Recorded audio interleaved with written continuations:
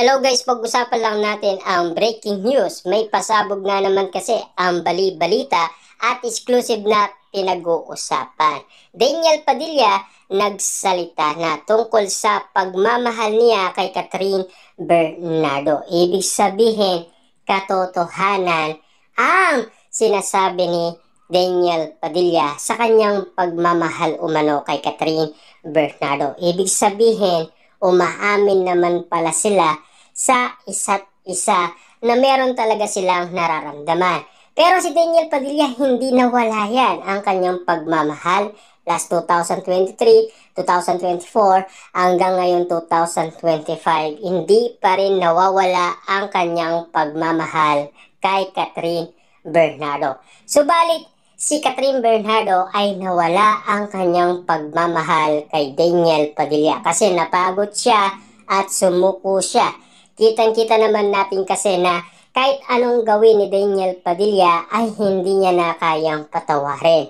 Kasi ang inihintay lang naman kasi ni Catherine Bernardo ay umamin siya. Kaso nga lang, ayaw niyang umamin. Yun lang kasi ang pagkakataon na gustong marinig ni Catherine Bernardo kay Daniel Padilla. Kaso nga lang, may pagkakataon nga naman talaga na ang pagsubok ay darating talaga sa kanilang dalawa. Lalo-lalo na kung talagang sila ay tinadhana sa isa't isa kung bakit nangyayari ito. Ibig sabihin, kahit anuman ang dumating, sila pa rin pala ang pag-uusapan at lalong-lalo na pilit pinag-uusapan at pinagkakaguluhan at pinagpepestaan ang ganitong sitwasyon na pag-amin ni Daniel Padilla at Catherine Bernardo sa isa't isa. Ibig sabihin, pinaglalaban pa rin nila ang kanilang pagmamahalan sa isa't isa. Kung bakit nila sinasabi yan, para at least malinaw sa lahat ng tao na si Daniel Padilla ang mahal niya ay si Catherine Bernardo. At si Catherine Bernardo ang mahal niya ay si Daniel Padilla. Wala nang iba. Kumbaga, sinasabi siguro nila kung sino talaga ang minamahal nila. Nachichismis man sila sa iba't ibang mga nalilink sa kanila, pero yun ay chismis lang at intriga lang para kina Daniel Padilla at Catherine Bernardo na parang walang katotohanan. At lalo-lalo na kasi si Catherine Bernardo, ang sinasabi niya hindi naman ibang lalaki kundi si Daniel Padilla pa rin, 'di ba? Ang daming nalig sa kanya, ang daming naligaw sa kanya, pero iisa lang talaga ang mahal niya. Ganon din naman kasi si Daniel Padilla.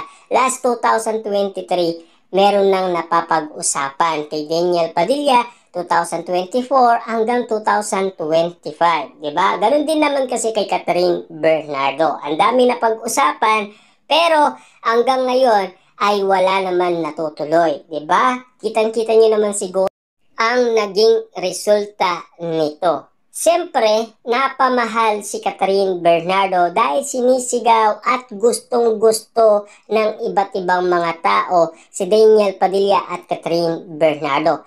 Pilit nagpapaalala kay Catherine Bernardo ang nangyayari umano sa Pilipinas Got Talent Season 7. Ibig sabihin, yun ang mga ugot na pinaparanas ng iba't ibang mga tao kay Catherine Bernardo. Kung baga, bumabalik ang pagmamahal ni Catherine Bernardo kay Daniel Padilla. Yun kasi ang napapansin ng karamihan, lalong-lalo na kapag nakikita si Catherine Bernardo nagpapakyut at lalong-lalo na kinikilig umano sa bawat moment na nakikita yan ng mga Dilulu fans, ng mga Katniel fans. Dahil kitang-kita sa bawat ngiti ni Catherine Bernardo, ngiting may along pagmamahal at may along sabik na sabik umano kay Daniel Padilla. Yan kasi ang napapansin natin. Kahit malayo man sila sa isa't isa, at least ramdam ng karamihan umano na si Catherine Bernardo ay mahal na mahal pa rin niya si Catherine Bernardo. At ganun din naman kasi si Daniel Padilla kapag napapag-usapan siya ng iba't ibang mga kaibigan. Samantalang inaaway umano si Daniel Padilla ng iba't ibang mga artistang nakakasama niya sa incognito, na alam naman natin kasi na mahal niya si Catherine Bernardo. Kaya nga naman sila, ito ang gustong marinig nila kay Daniel Padilla. Na alam naman natin kasi hindi maaalis yun sa iba't ibang mga tao, na talagang nakikita naman kasi sa bawat ngiti at mga mata ni Daniel Padilla, at ganun din naman kay Catherine Bernardo. Kahit ano pa ang sabihin nila, kung nakikita yan at nababasa yan ng iba't ibang mga tao, lalo-lalo na kung sinasagawa din nila. Ibig sabihin lang no, kung bakit nila pinaparanas ito at kung bakit nila pinapaintindi sa atin ang kanilang pagmamahal. Para at least malaman natin kung ano ang meaning nito para kina Catherine Bernardo at Daniel Padilla. Ibig sabihin ba nito, kumukuha sila ng simpatya para sa atin, para maintindihan natin na talagang sabik na tayo kina Daniel Padilla at Catherine Bernardo kapag sila ay nagkaroon ng project? Kasi alam naman natin, ang dami ng kinikilig umano kahit magkaiwalay pa sila. Basta't marinig lang ang pag-amin ni Daniel Padilla at Catherine Bernardo. Para sa mga Delulu fans kasi, ay nagkabalikan na sila. At para sa iba naman, talagang nagkabalikan na sina Daniel Padilla at Catherine Bernardo. Yan kasi ang nasa isipan ng karamihan.